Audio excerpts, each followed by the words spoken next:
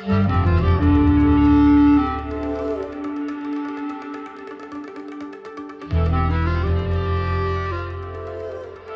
this is Spare Notes, and this is a new section of the podcast that I'm excited about. It's called Spare Notes, Mental Health and Music. A little while ago, I asked Thrin to co-host with me. I wanted Thrin to come on because I had you on it as a guest, I don't know if it's a year ago or maybe 6 months ago, and I just like your energy, and you're a very active listener, and you use a lot of affirming language that shows that you're actively listening. And I was like, oh man, let me hit up Thrin to see if they want to come and co-host once in a while. And you said, yeah, I'd like to do that, but also what do you think about talking about mental health and music? Because I don't know if it's out there as much as it could be. And I'm really, really grateful to be here. And, thank you, Jonah, for having me. And I very much share your affinity for active listening. And I'm glad that we can be here to actively listen together. Yeah. And just to kind of, just to go off of that a little bit. Yeah. My name is Thrin. It's a pleasure to be here. I play in a band called Winded in Miami. And I'm also a registered clinical social worker intern, soon hopefully getting my license as an LCSW. So I do mental health counseling with adults and children. And, when Jonah and I were first talking about this, I really just feel like there is a void of, spaces where musicians can like openly talk specifically about mental health. And I really just wanted to create with Jonah like that space for musicians to share, as trust and comfort allows, like their own journeys with mental health, whether that's on tour, in their writing process, just personally. And for this episode, for our very first one, we talked to Sam from the band Mr. Goblin and 2-Inch Astronaut, and also the band Deady. Sam is also a therapist. He's a social worker, a clinical social worker. And so he really brings that really special, unique perspective while, from being a clinician and also being a musician. And so he was just my first thought for who we should talk to. And yeah, I'm just so glad that we could have that conversation with him. Me too. And I thought it'd be good for us to talk a little bit about our relationship with mental health ourselves, and maybe in relation to music. I don't know what I'm going to say yet, but I know we should talk about it a little bit. Yeah, I can get it started. Yeah, I can get that part started.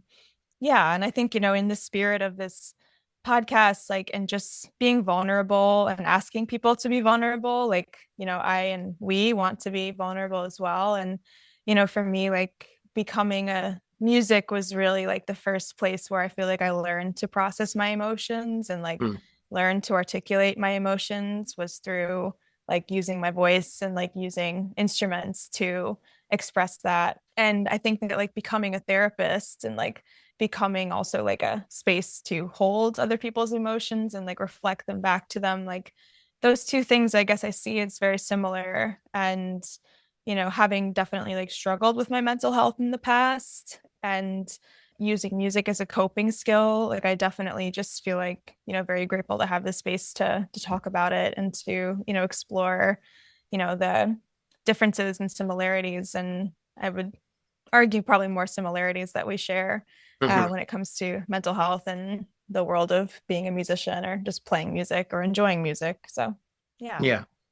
Thanks for sharing that. And also, I would say a lot of my active years as a musician were probably like 2009 to 2016, and when I was living in LA. And I think we did one tour when it wasn't like a really responsible, it was like a money losing tour, a lot of money.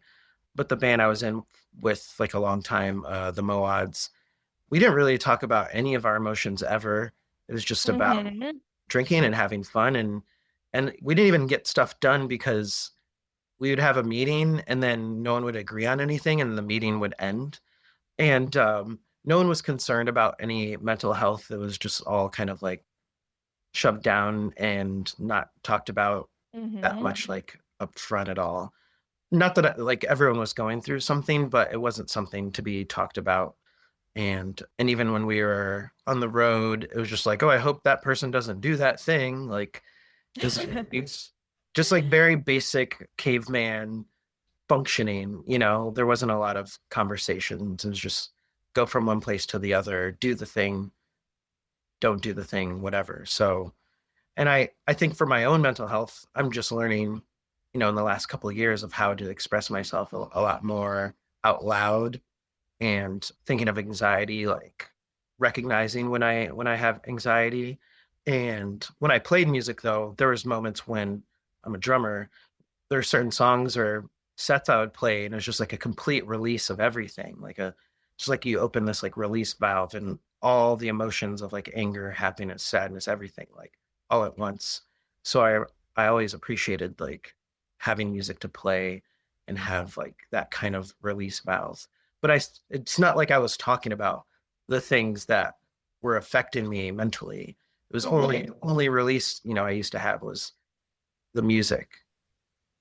Yeah. Yeah, and like I think that is like I certainly relate to that, and I imagine that a lot of people would, is that it's like sometimes with like playing music, yeah, like I didn't even like really know what it was I needed to release. It was just like a lot of like pent up energy or like feelings, and but I wouldn't have been able to like put a name to it necessarily. And I think like evolving and growing in that way is like something that's been a really awesome process to me. And like it's something where it's like, we're all a work in progress. Like we're all, evolving and figuring things out as we go. And yeah, and that's why I'm just so happy to have this space to like talk about that as well, because it's like there's no, like you said earlier, there's no right or wrong answers. Right. It's just like it's, I think, learning everybody's journey of how they got there to understanding themselves or understanding other people through that like mental health lens is such important information to share.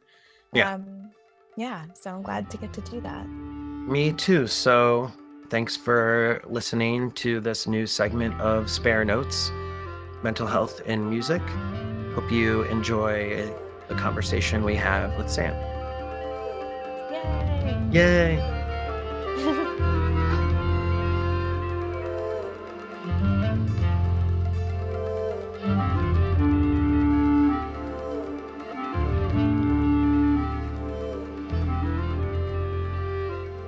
Okay, awesome. This is the first time that we've really done this, so I guess I'll just try to give a little intro. But this is the beginning of kind of our new series as a part of Spare Notes season 2 of talking to musicians about mental health and touring, their journey with mental health, and pieces of advice that they can give others to help them in their mental health journey, and just different perspectives along the way. So I guess just to start, Sam, I was wondering if you could just tell us a little bit about your journey as a musician and also as a therapist, and like how did those two paths in your life like emerge?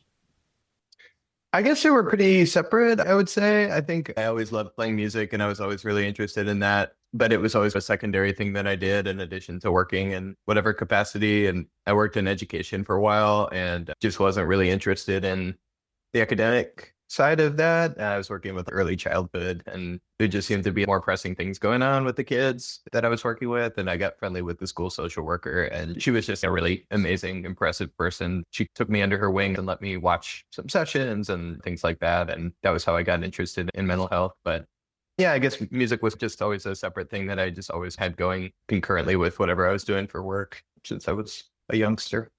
Yeah, and I was curious just to ask as well, could you tell us a little bit about like the music projects that you're a part of now, and just like how often that you've toured in the past, and just a little bit about those projects over the years too? Sure. I do stuff under my own name or my first and middle name, so I can maintain some anonymity with for work, I guess. It was Sam Woodring. I did solo stuff under that name. I used to play in a band called Inch Astronaut, and I played in a project called Mr. Goblin. And I'm currently also playing a band called Deady, and that's most of the shows that I'm playing nowadays with Deady. So yeah, it's fun. I feel lucky. It's been a really fun couple of years for music stuff and getting to do that at the same time as everything else. Yeah. So how much, like, what's your history with touring? What's your experience with touring? Yeah, been touring, I guess, in some capacity since I was pretty young, but I never really tried to make a living doing it. I never like took that leap. It's definitely been a big enough part of my life that it sort of affected things, or I'd have to like figure out how to factor it into my life. But I guess off and on for years, when I was into Inch Astronaut, that was probably the most touring I was doing. That was maybe the a few months out of the year, give or take, depending on the year. But yeah, never like I have to rely on this as a source of income. Like I always had jobs and things to come back to, so never really like road dog style. But yeah, I guess enough to be able to talk about, I hope. I guess so. Like when you went on tour, would you do 3-month long tours, or like what were some of the longest tours you went on in? I think the longest one I did consecutively was like 2 months. So yeah, never really more than that, but maybe doing a week here and there and some weekends.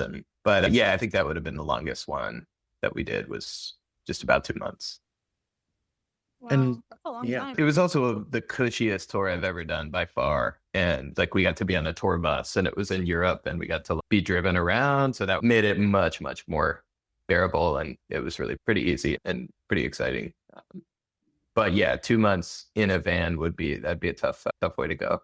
Yeah, I was curious like about like when you're on tours that are longer and in the just like in the process of being on that tour, like how do you take care of yourself, and what helps keep you grounded when you're away from home and on tour and your routine is different? Yeah, I think that's the hardest part for me of touring, is like I don't know what to call it exactly. It's like role confusion or something, because you're separated from your life and the people who you're normally around, and you don't really have a function for most of the day. Like you're the weird spore just blowing through different gas stations. And so it's like you're pretty anonymous during the day. And then at the night, for half an hour, however long, when you're playing, you're like the center of the universe. So that's like a weird juxtaposition. And that was like always the hardest part for me, just figuring out like you lose your sense of yourself pretty quickly, I think. So what to do about that? I guess I try not to drink so much. I think really that's honestly, if I could give, if they're like young touring musicians, if it was just like gun to my head, what's one thing you would tell them? Just don't drink every night, whatever it is. If you've got any kind of like addictive, if you've got that in your blood somewhere, or you know that about yourself, that you're programmed that way, just don't even chance it, because it's so present, and it's like venues are plying you with alcohol. That's how you're paid in some cases. And it's just really messed up, and it's very easy to fall into that. And tons and tons of people just go down that road. And I think, yeah, just keeping your wits about you, maintaining control of the things you can control, because you're really reliant on the kindness of strangers, and you're like giving yourself over to the chaos of being on the road and whatever that's going to mean, not knowing whether you have a place to stay, not knowing what the show's going to be like, not knowing how much you're going to get paid. So I think really the older I get, I try to be more disciplined about like maintaining some kind of structure or routine. If I can, maybe it sounds perfunctory, but if I can exercise, or if I have time to go for a walk, or if I have time to do something in the city that I'm in, just to keep myself engaged in another way, so I'm not pinning all my hopes and dreams on whether or not I have a good set, and then when I don't, just getting shit-faced or whatever. So I think that would really be does that answer your question? I feel like I got lost there, but yeah. No, yeah, that was great. That definitely answered the question. And Jonah, I'm curious, do you have anything to add with that? Yeah, I guess what's because you say like you tried to be at this point of not drink too much and this and that. Was there a threshold that you saw yourself drinking too much or doing too much of a certain thing, and you were like, oh, we need to like re-examine like how we're approaching this when we're on the road? Did you see that tension, and did you feel it, or what was that like if you did? I think for myself, I've always been lucky in the way that I haven't really struggled with addiction, and I don't think I have that kind of programming. Like it would happen easily for me. And I think it was really more like for myself, just noticing that I felt like shit physically, that it really, even if you're just having a beer or two every night, if you're driving and you're like, it's just, I feel like I'm just a shell, like a dirty, gross, greasy. So trying to reel that back. But then watching people go through this arc of you're in your late teens, early 20s, you're touring and it's fun and everybody's partying. And then you just see certain people just really get snagged on that. And it's very sad to watch as we arc into our later 20s, early 30s, and people really just, yeah, completely hooked on whatever it is. And yeah, I think there's the touring industry again, the way that these things are structured, the sort of financial incentives or lack thereof, I think is in part to blame for that. And it's become a cultural thing, or at least it was when I was young, I guess less so now. But yeah, so for me, I don't think there was a moment where I was like, oh, I'm like doing too much. There were probably individual moments where I'm like, okay, I'm going to relax for the next couple of days, but not in a more permanent way, which I'm really grateful for. But yeah. Yeah, no, that really resonates. And thank you for putting it that way, where it's in terms of the way that it's like structured. Like, I can't think of how many times like we've showed up like to play a show, and like when you're traveling, you're like really hungry, and like you get to the venue and it's like you get drink tickets, and that's really nice hospitality, but it would probably cost them less to just make you like a grilled cheese or get you a pizza or something, and like it would be harm reduction at the same time. So yeah, I felt frustrated with that, or just like noticed that like gap in like resources. And I'm like, why is this always the thing that you get? Why can't it be like food? I don't know. So have you ever felt that way, or is that kind of what you were talking about too? Yeah, definitely. Yeah, because I remember we were touring with one band and they would ask the venue every night, can we get a buyout in lieu of drink tickets, which was basically just, can we have $10 in cash to get a slice of pizza or something? And some of the places would do it and some just wouldn't. And they didn't have a framework for that or just unfamiliar. And I'm like, I don't mean to fault the individual venues, but it's just wild that there's the assumption that you're going to be excited about indulging in this way. And that can be like, good job, kid, kind of a thing. And that's kind of dark. That's wild. I never really thought about it in such simple terms where instead of having a couple drink tickets, hey, can you just feed me or give me some money for food? That's so simple, so small, but it feels like most venues don't. If you're making a lot more money, it's a little different. You're not making as much money. Like the drink tickets are money. So what is the health choice there? Yeah. Yeah. And like in that vein, like when it comes to, like you said, like the assumption about like musicians and like drinking behavior, drinking culture, do you think there are myths about like being a musician or being an artist and substance use, like being a vessel for creativity, like myths that you'd like to debunk, or just like anything that you have to share in that regard?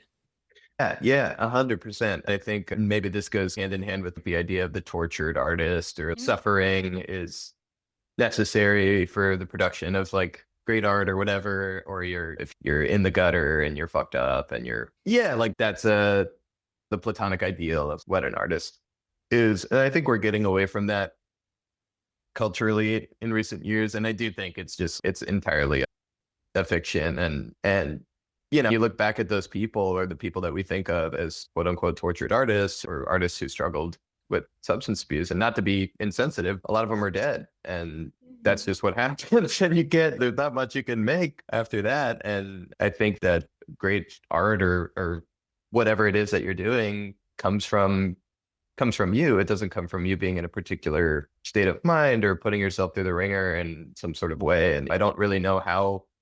It would be interesting to know more about how historically we arrived at this idea that you got to be like really going through it. But I really don't buy into that at all. I think that the best stuff that I feel like I've made has been when I've been the happiest or the most productive or the most comfortable with myself. And if I look back at records that I've made when I was doing really badly, it's embarrassing. It's hard to listen to. Like we just did this Inch Astronaut reunion. And I was like singing these songs like, oh my God, you are pathetic. Not that I don't have some sympathy for that version of myself, but chill out. It's like enough already. Yeah, just like in that vein of as like songs, like when you put it that way, okay, playing songs that you're like, oh my God, what was going on at that time? Or I can't believe that I put that to words in that way. How do I say, like, what's your relationship with those songs now? Like, how does it feel to play them? I know you said that it feels like cringe, but do you also feel like it's important to play them as almost like a timestamp of who I was or something like that? Yeah, I guess it's tempting to want to like distance myself entirely at some points to just be like, wow, if I could go back in time and give you a noogie, then I certainly would. But then But yeah, I mean, I guess, obviously that person is me. And it's anytime you're recording music or you're making something permanent in whatever way, it's like you said, a timestamp or yeah, just a capsule of that era of your life. And in that way, I think it's important not to ignore it and not to ignore that I was that way and I did feel that way and I did like behave in whatever way. And yeah. So I guess you could say it's interesting to revisit from this vantage. I think 4 years ago, or like maybe if there was like we were playing songs that we wrote maybe 10 years ago, give or take. And if we had gone back and done this reunion show like 4 years ago, I think I would have felt a lot more like, get this out of here. But now I have a little bit more appreciation of all little buddy feeling about it. It's still like a little amusing, but yeah. So I guess that's a good point that it could be important too. Yeah. What about you? Do you feel that way about some of your stuff or? Oh, Lord. I I don't want to want know to take too. yeah, I'll keep it snappy with this, but yeah, no, for sure. Especially like back when I was drinking and whatnot. Like I don't think I've ever written songs like under the influence, but there have been a few where I remember being like tipsy, like writing a song and looking back on it now, I'm like, oh my God, help me, please. It's just so cringe to me at this point, but it's also, I'm glad that that exists, I guess, because it reminds me like not to go back because I don't feel like really like it was the best that I could do. And not that I'm like striving for like perfection, but it shows me like, okay, this is the level that you can write music at if you're drinking like or doing substances. And it's so I think it keeps me in check, maybe. Not that I think it's like horrible or anything like that, but yeah, it just kind of keeps me in check. Yeah. Yeah. When you first started making music, like with 2 Inch and Astronaut and later Mr. Goblin, how did your own experiences with anxiety or substance use influence your songwriting? Oh, I don't know. I mean, I guess it's a good question. And oddly, I don't know that I've really conceived of it in that way, where it's like it has a direct bearing on what I'm writing. I think I could say that in the moments where I felt like the worst, I can remember like a couple times and feeling just like completely spun out or anxious or whatever, that playing music is just like always something I can go do. And that's always, and it doesn't even really mean that I'm like producing anything fantastic in those moments, but I just feel really lucky that I have that at my disposal. And it's really that it's always fun and it's reliably interesting and immersive. And I can always turn to that. So I guess in that way, it's definitely always been something I've been able to, I feel this way, I can go do this. And yeah, so I'm sure that that kind of creates some sort of feedback loop where I'm processing those feelings musically in whatever way, but I guess I couldn't say for sure like how exactly that's happening. But yeah, if that makes sense.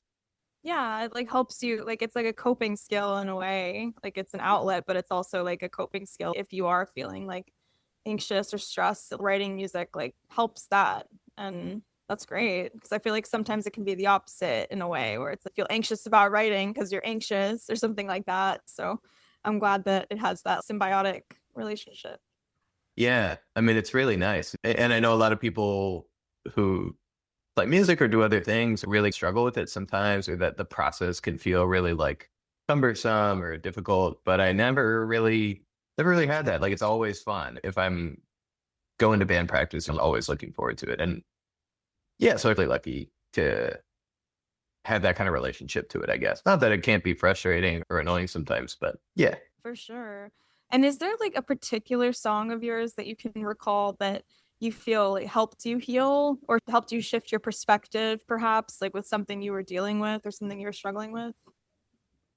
I guess I don't know, like I think most of the ones that I've written, I think when I did a record with Mr. Goblin called Bunny that I wrote after I had moved to Indiana from Maryland, and I'd lived in Maryland my whole life, and it was really different, and it was like kind of peak pandemic, and I was like really, I had this job that I really didn't like, and I was pretty isolated, and I think writing those songs helped me make sense of like where I was, and it was a lot of kind of complainy back to the sort of earlier 2 Inch Astronaut mode of this sort of woe is me confessional sort of stuff. But I remember it feeling really good. And I was like, you know what, I'm just going to get this out. And I think I felt like I could do it in a way that came across as a little less like bratty. And yeah, I think there's a particular song. I think the song Military Discount was a fun way to do that. That felt like it's a song about driving around Indiana and seeing like all the fireworks displays and all those stores that they have. And they all say military discount. And I was just like, there's just like a lot of fun little quirky things about this place. And it just seemed like this like observational thing that I'm like poking fun at, but then also like it helped me to examine like, why do I feel this way about this environment or these people? And because I really I didn't think of myself as like a coastal elitist or anything, but I think I got there and I was like, yeah, maybe I am being unfair. Like I'm really being very judgmental about a lot of things. And so I think it helped both with the mental health side of things and also to shift my perspective a little bit on like where I was. Yeah. Oh, that's great. I love that song too. It's a blast to play too. Maybe one day I'll join you for it. I don't know. But yeah, it's a blast. And it also just, that song really feels like the very beginning. It's almost like someone banging on the door. It's just, and it's funny and it's intense. And I'm curious, how does humor is humor a coping skill for you? Is that something that you helpful if you're feeling anxious, especially with writing music? Is humor something that you use in that way?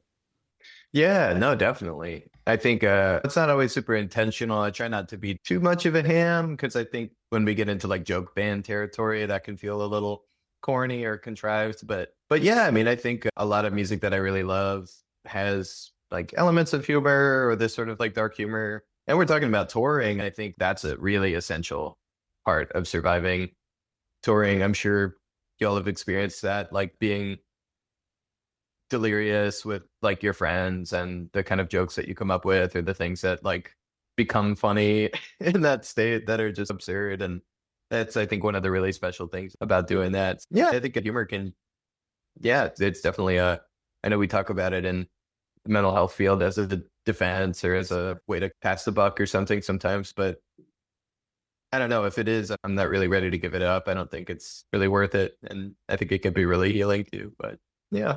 Yeah, I think so too. Did you want to talk about Run, Hide, Fight, Thrin? Yes, I did. Yeah, speaking of other songs that you've written, I know that song, Run, Hide, Fight, was a song where you reference and talk about like your experience again, like working in schools and having to, and correct me if I'm wrong, but what I've understood is that it's about like active shooter drills and like kids being exposed to active shooter drills. And so I was just curious if you could just tell us a little bit about what it was like to write that song. Yeah. I was like the equivalent of a teacher's assistant, a kindergarten class. And it was, I think, shortly after, I don't think it was Sandy Hook. I think it was another shooting, but for whatever reason, the district I was working in mandated that we did an active shooter drill and didn't really tell us how to do it. And I guess at this point, that's like old hat. I'm sure kids are doing those all the time and they know how to do them and they're used to the idea. But I think back then it was new. This is maybe like 2017 or 18, maybe even earlier. I don't know, bedtime. But yeah, I just remember, and of course, nothing was happening. We were perfectly safe. Everything was good. But I remember just feeling this is so surreal. Like it's so wild to me that we have to do this and that we just have no roadmap whatsoever. I literally like walking up and down the stairs with other teachers and being like, we could all meet out there, but then if he's got like a sniper rifle, maybe he could get us through the window. Right. Just asking all these kind of absurd, Impossible questions. Yeah. the kind, that like people who have, yeah. And the way that the kids understood it was so bizarre. Like I remember like a kid came up to me after, and this is like how convoluted it got. Like he came up to me afterward and was like, so when do they bring out like the bodies? And I was like, hold on, what do you think is going on? And they were all really scared and the whole thing was such a mess. And I don't know, of course, things have gotten, this is before so many horrors that we've endured over the last 10 or so years, but it felt like I don't know, like some kind of corner turning moment. And I was like, wow, this is bleak. It's just crazy that this is happening and that we're just springing into action trying to do it. But yeah, I don't know. I don't mean to be a downer. I feel like it doesn't offer a lot of resolution, that particular song. But yeah, it's just a moment that I think about a lot. That's interesting. And how do you think about these things when you come up against these things in your songs?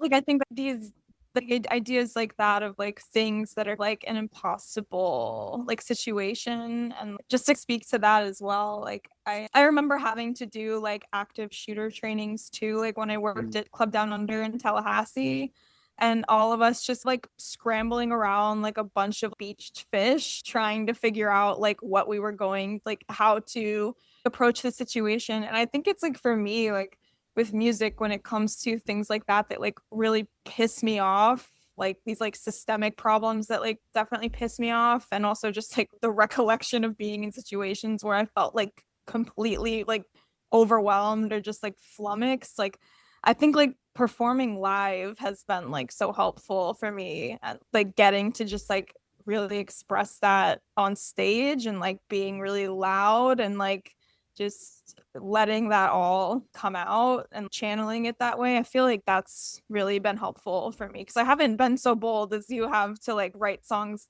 about things like that. I'd love to be like more confronting of issues like that, and I commend you for doing that. I think that's fucking awesome about your writing. But yeah, I feel like for me it's more just like the playing and being like helps me. Yeah, and Sam, there's another thing I wanted to ask because I was trying to figure out how to like I was trying to think about anxiety a little bit more because it sounds like when you're playing music, like that stuff slips away a bit, even when you're writing. Even though Thrin, you're like talking about having anxiety about making a song, possibly, right? Like, so those are two interesting spectrums. And something about anxiety that I've realized, and I don't really make much music these days. So I'm just thinking about it as a base level of, I've gotten better at it recently in the last couple of years to recognize when I'm starting to be anxious and I'm like, oh, I need to switch this situation. I need to like remove myself. I'm anxious because I don't want to be here and this and this. So like Sam, like how do you approach your anxiety, and possibly is music safe from it, or like outside of lyrics maybe or something? How do you approach it in relationship to music? Yeah, I guess I can say I have OCD.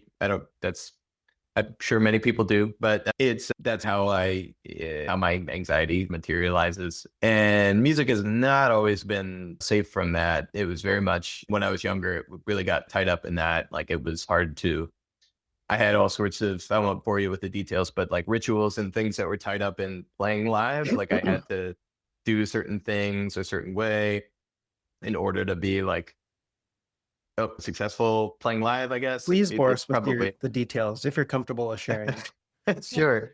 Yeah, I guess it started innocently enough. With for people who aren't familiar with OCD, it presents a number of different ways. The most classic example is kind of like obsessions with cleanliness, for example, and then the compulsion would be I'm washing my hands excessively or I'm doing something like that. But it can bleed into all sorts of other things. Anything that you're obsessed with and that you're performing some sort of compulsion that may or may not really be attached to the obsession with the sort of goal in mind, that's going to help alleviate it in the long term. It just makes it worse.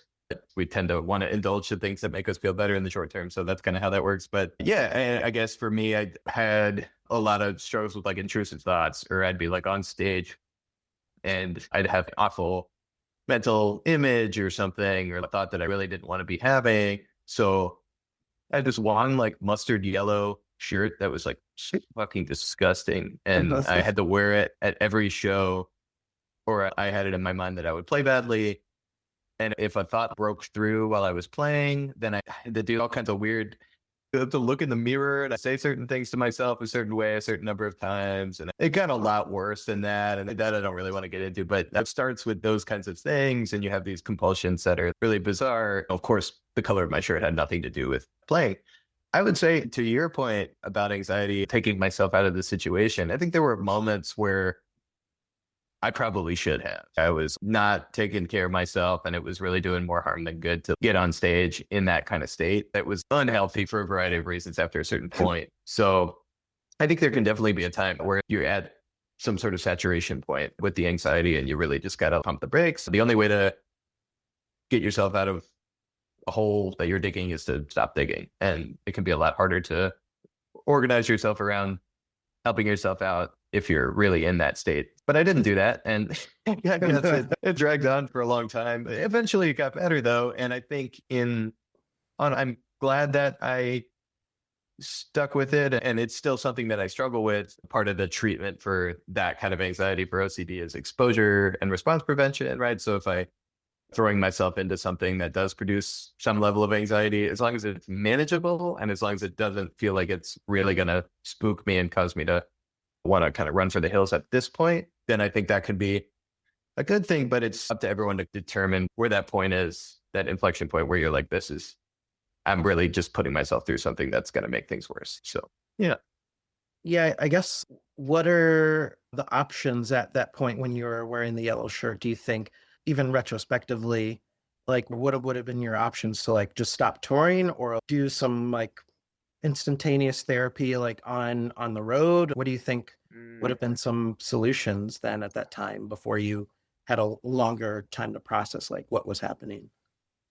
Yeah, I think because this was before I got into the field, so I didn't even recognize it as OCD at the time because I had OCD when I was a kid, but it was much more kind of classic, like counting things, and it's changed forms, which OCD can do across the lifespan. It can present a number of different ways, but I didn't know that's what was happening. I did eventually get help, but it took a long time, and I was like, if I could go back and do that again, I would have definitely wanted to nip it in the bud. I think there's a lot more information out there about those kinds of anxieties. But yeah, going out and getting some kind of therapy, being able to expose myself in a sort of structured way to, if it was just the yellow shirt thing and I was like, okay, every other show, I'll force myself to wear the yellow shirt. And that would be the gradual way I could try and acclimate myself to the idea that my yellow shirt is not going to determine whether the 20 people at the show buy my record. It could feel like the stakes are really high. Yeah, sure. I guess the way I asked it, almost like, oh, what's the exact thing? But what it sounds like, it's like you kind of have to just feel it out a little bit, even if you haven't gone through it like if you're in a position like there's not one solution, but it's more about asking those questions. Like, what do I need to do to make myself better in this moment or time, possibly, right? Yeah, and I think like touring and being in a band can feel people get so monomaniacally focused on it. And this is what I was meant to do. This is all I have going for me. And I definitely felt that way when I was younger, especially. And I think it's really important to have something else that's going on because you got to have something to, and that doesn't mean that you're not like going for it or whatever that means for you. But I think it really behooves everybody, even people who are super successful, to just have just another hobby or another interest or something that gives you a sense of purpose outside of playing music, because otherwise it can feel like I remember at that time, it was like my ego was like a balloon. It could get really inflated. I was like, oh, this is great. We did great. Or I had one thought I didn't want to have, and it's everything's gone to hell and I don't have anything else going for me. And that wasn't true really for me, but it felt like that. And I think a lot of people have that kind of relationship to music where it's like black and white, do or die. And yeah, I think it's good to just like flesh that out a little bit and have some other things. And it can also help you catch yourself in those. Because I think if you have that, you're less likely to push yourself through something that you maybe shouldn't, And that's because the cost benefit analysis there can feel a little less dire because you're like, I can go home and garden. Maybe if I miss this one show, it's not going to be the end of my life or my career. I have this other thing I'm into, but yeah. Yeah, I think that's wonderful. And that's definitely like very helpful advice, is to just not put so much emphasis on this one thing, whether it's like music or your job or whatever, to define you or to fix like everything that is quote unquote wrong with us or something like that. And on that note, it's if you feel like you have like, how do you divert your attention if something happens like at a show and it didn't work out? Like, what are those other things that you use to demote that feeling, if that makes sense? Yeah, I think in the moment, again, it would be not drinking. Right. I think the urge to like, well, we had a terrible show, let's all I went on or whatever can be pretty strong even in my advanced age. But I think just changing your environment, like being in, because it can feel suffocating to be at a show or you're going between the show and the band or something. But if you have a terrible show and you feel like you did bad and you're stuck in freeze, whatever, I think oftentimes people feel like we don't really notice this, but you're physically slowing down, you're tightened up, and you're not moving. You're not breathing as deeply. You're stationary, right? You're just staying in the venue and just getting, again, it sounds baseline stuff, but getting out of and walking around until you clear your head a little bit. Just a change in a backdrop can really do, at least get you out of that initial phase, and you can zoom out a little bit. That's always really helpful for me.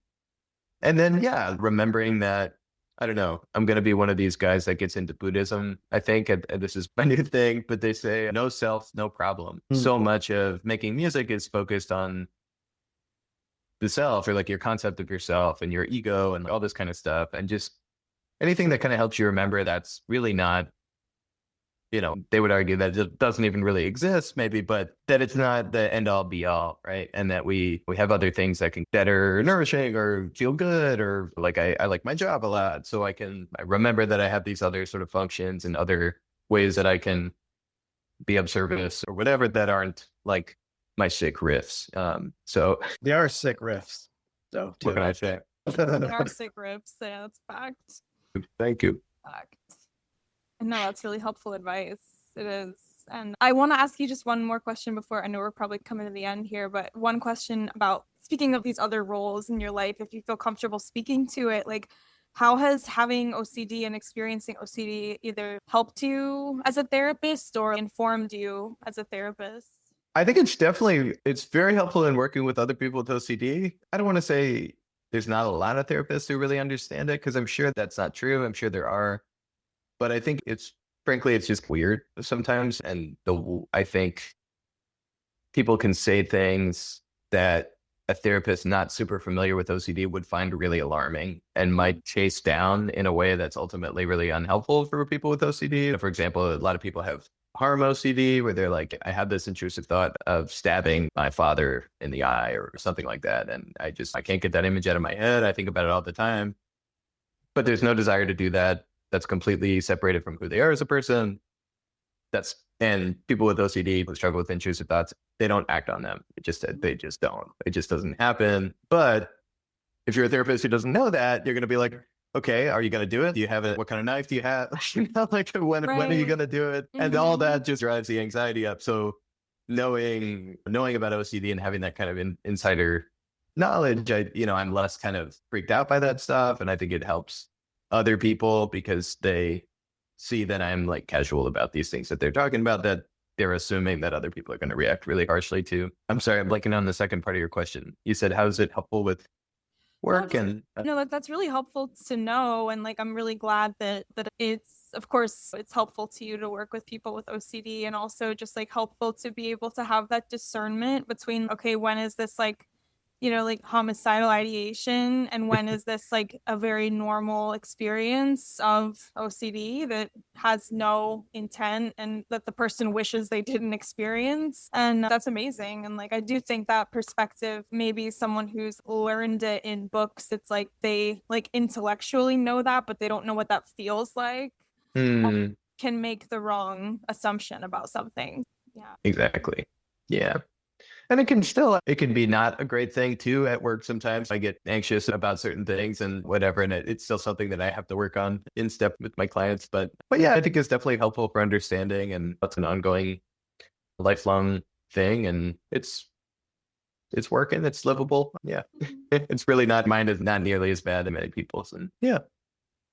Thanks for coming on to the podcast. We're really happy that you took the time to talk to us. Do you have anything else that you?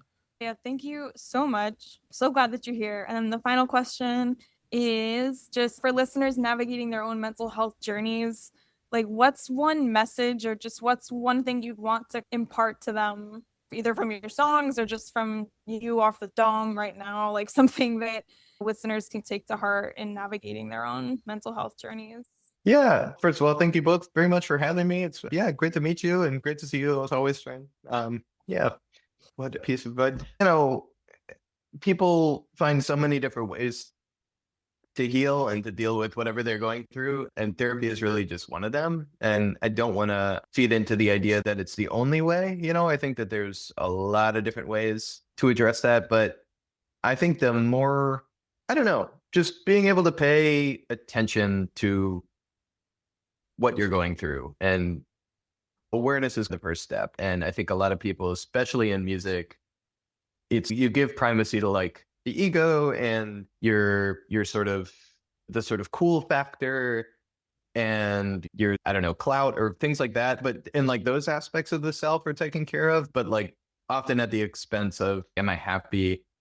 Am I comfortable? Am I getting something out of this that I want? Am I still enjoying like the process? And I think those kind of baseline things and paying attention to whether you need something is just a really, really important first step that I think goes overlooked a lot. And then moving from there, like, what is it that I need? And what are the ways that I'm comfortable getting it? And for a lot of people, I don't know. There's so many options out there and there's no way to exhaust them all. Like I hear all the time, I've tried everything and nothing has worked. And I'm just like, that's just not true. It's just not. And there's always more things to try.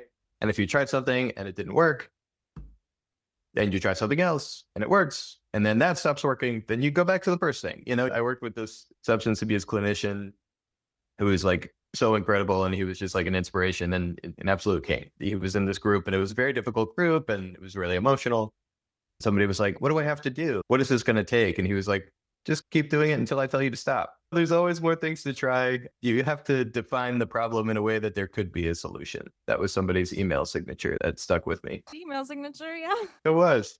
But I yeah. like the awareness thing because even like in just my regular everyday life, I've been realizing if I'm having a certain kind of emotion, like it's not like sometimes you just want to like feel like as humans, you're like, I'm just feeling things, whatever. But it's helpful to just stop and ask myself, okay, why am I upset? Why am I anxious? What are the things that are happening like today? What are the things happening this week and possibly this month that are like a cause or like, and then you go down, I could go down the list of things I'm facing or dealing with and like building that awareness. And it takes time. Like, you know, it's definitely something I'm still working out, but I like to think about it as like that baseline of starting at an awareness. And as an artist, it's hard to like separate ego a lot of times because performing's beautiful and amazing. And it's like nice to be on stage and have sick riffs and, or whatever, you know what I mean? So like separating, being able to have like awareness and also like perform, but also take care of yourself. It's like a lot of things to pay attention to all at once.